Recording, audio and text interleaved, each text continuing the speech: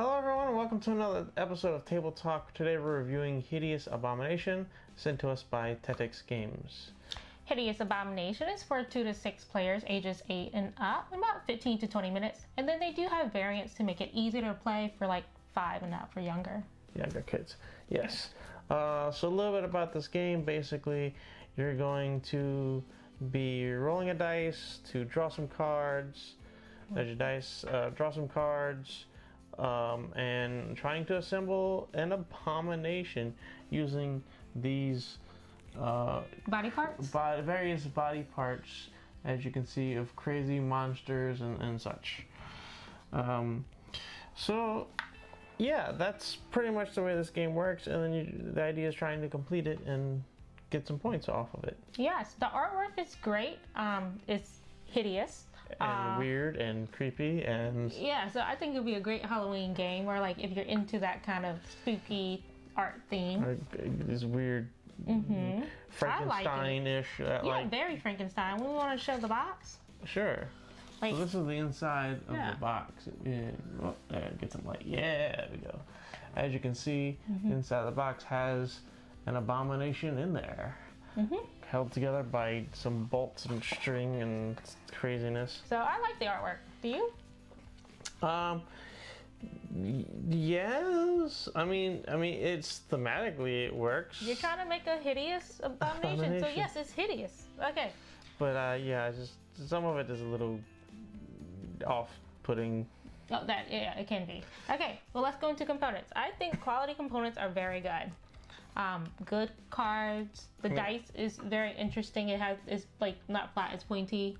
Yeah, I was gonna say, like, the card, there's all kinds of cards are pretty much the same quality, pretty nice. They have these bolt strips here that you use to like bolt down your monster so people can't steal them. However, in order to get them, you have to steal from somebody. So my concern is, I don't know how balanced the dice is. I feel like you roll whatever the person in front of you rolls. I think it's fancy and cool. It's hard to roll something different. Yeah, very different. Okay, they have 4 reference cards. Is that right? Yeah. Well, So there is 4 reference cards, front and back, but it come in 2 pairs. So you have this pair that kind of gives you colors and symbols.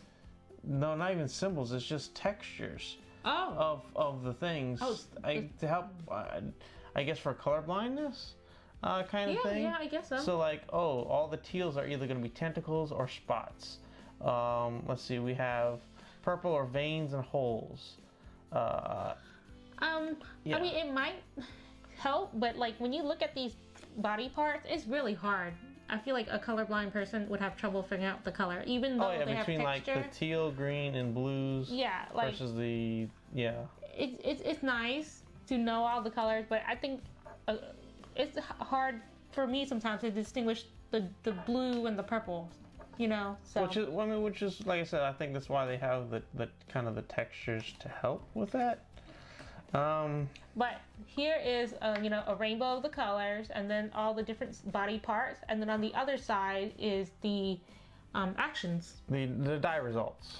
So the fact that it goes to 2 to 6 players, I think it needs more reference cards. Yes, yeah. I think that more reference cards would be appreciated. These color and texture ones, they could probably done like maybe 1 or 2 more. But those will have all the symbols, the colors, and all in the actions. I think they should have included at least 6 for the maximum player count. Everyone gets one kind of thing. But it's what it is. All right, let's go over the gameplay. It's not too complex.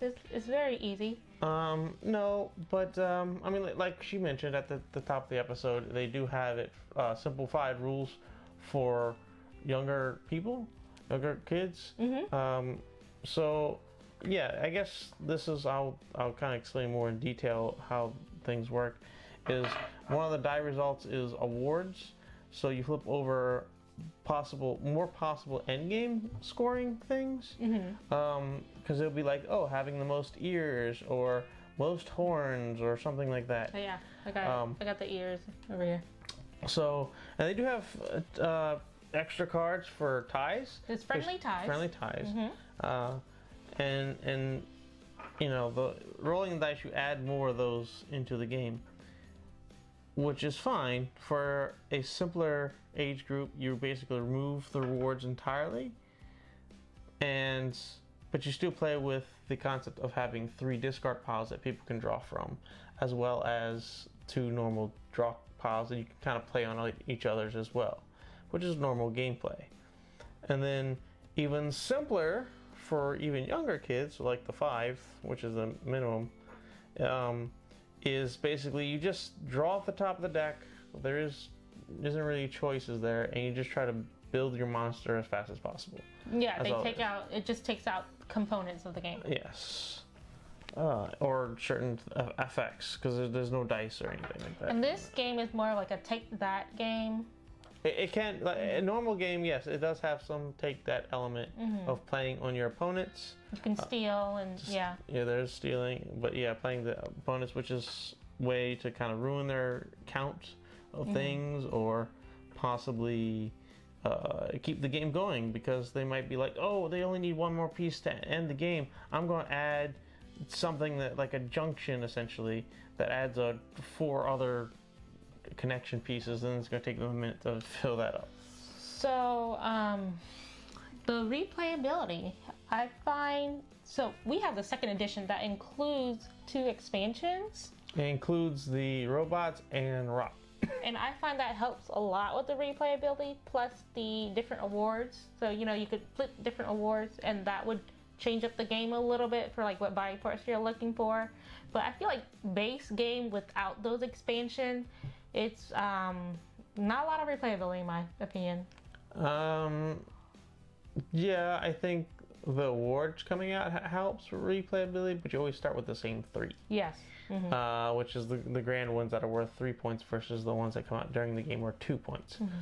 I'd say, yeah, replayability is, I mean, I don't know how often we'll get this to the table. Probably with new players or casual gamers. Or with kids. Yeah. I think we'll probably try to get this one a little bit more frequently. Otherwise, like I said, I don't know the frequency.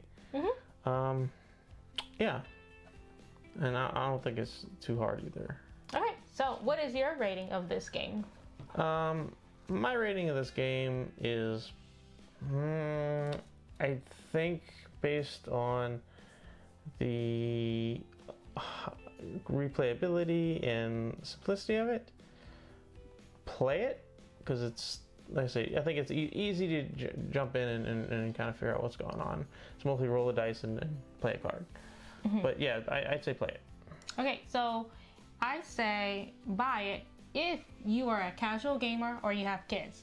I like that it has the different awards, so it changes it up. And then this 2nd edition has the expansion that adds more to the game, so I would say buy it. But if you are like a serious gamer and you're not into the take that, or casual gamers, it's just play it. Just like for fun, 15 minutes. All right, but what is your personal take? Just you. I would say buy it, because we do have a lot of casual gamers we play with. All right, there you go. I play it. Buy it. And that has been our review of Hideous Abomination. Thanks for watching. Like and subscribe, comment down below, and we'll see you in the next one. Bye-bye for now.